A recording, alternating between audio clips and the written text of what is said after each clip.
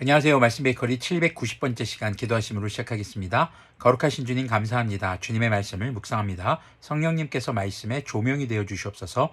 우리 주 예수 그리스도님의 이름으로 기도합니다. 아멘. 네, 오늘 보실 말씀은 사도행전 13장 42절에서 52절까지의 말씀입니다.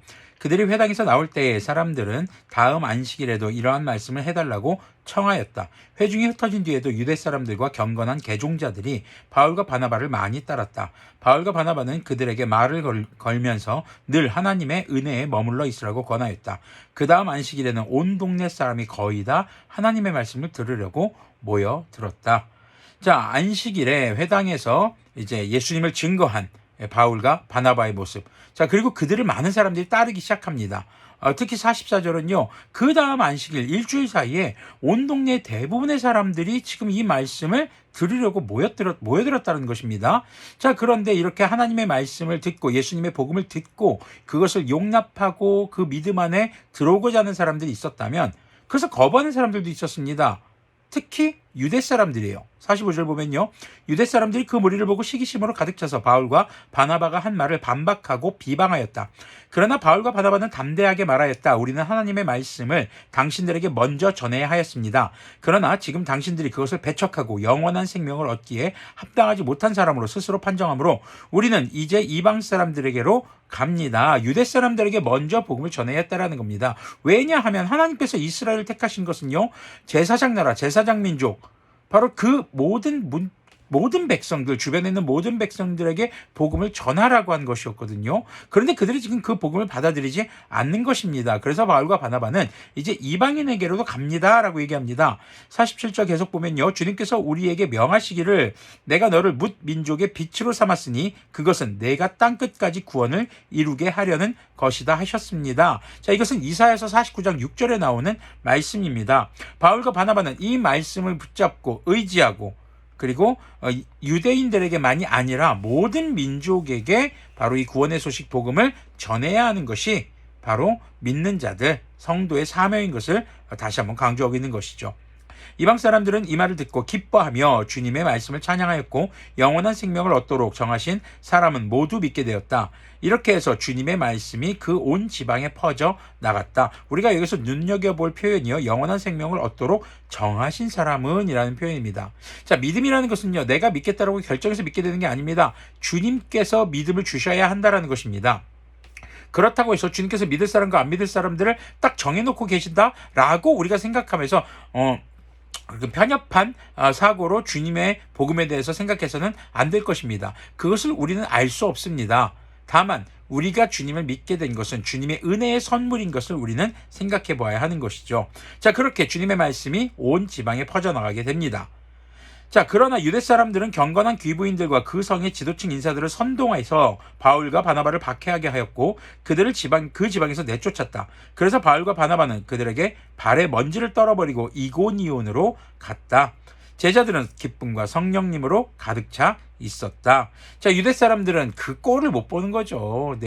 아주 좋지 않은 소문을 내고 특히 힘 있는 사람들을 선동해서 그들을 그 지역에서 내쫓게 합니다. 자, 지금 이렇게 복음을 수용하는 자들이 있는 반면, 이렇게 용납하는 자들이 있는 반면에 복음을 거부하는 자들이 있습니다.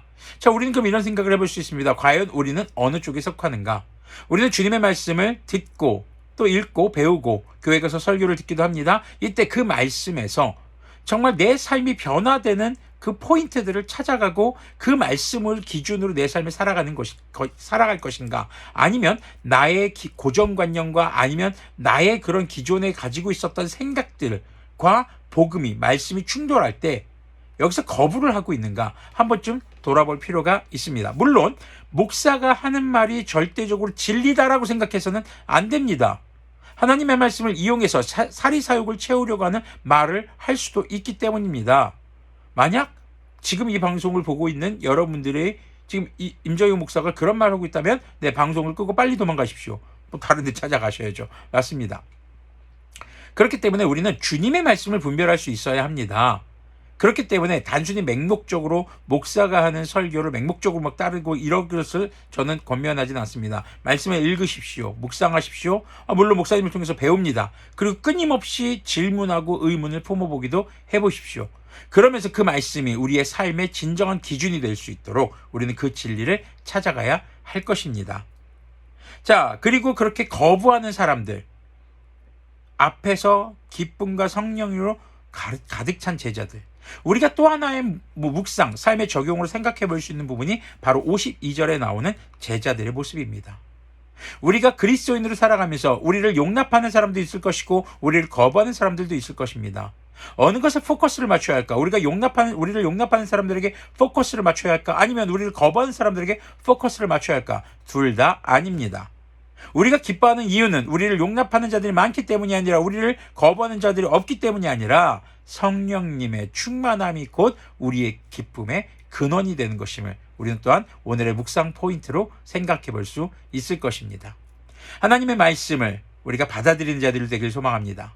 하나님의 말씀을 전하며 복음을 전하는 예배하는 선교자의 삶으로 살아갈 때 그것의 용납과 거부에 따라서 나의 어떤 기복이 생기는 것이 아니라 성령님의 충만함으로 늘 주님 안에서 기쁜 그런 우리들의 모습이 되길 또한 소망합니다. 기도하겠습니다. 거룩하신 주님 감사합니다. 주님의 말씀을 듣고 그 말씀에 살아 운동력 있는 그 말씀의 능력을 따라서 우리의 삶이 주님의 거룩하심을 따라 변화될 수 있도록 긍휼을 베풀어 주시옵소서. 그리고 또한 우리가 그리스도인으로 살아가면서 우리의 기쁨의 근원이 오직 성령님의 충만함에 있는 것을 또한 잊지 않게 하여 주시고 그 충만함의 기쁨이 늘 가득하도록 긍휼을 베풀어 주시옵소서. 우리 주 예수 그리스도님의 이름으로 기도합니다. 아멘. 네, 오늘도 주님의 말씀을 따라 살기에 그리고 성령님의 충만함을 따라 기쁨으로 살기에 참 좋은 날입니다.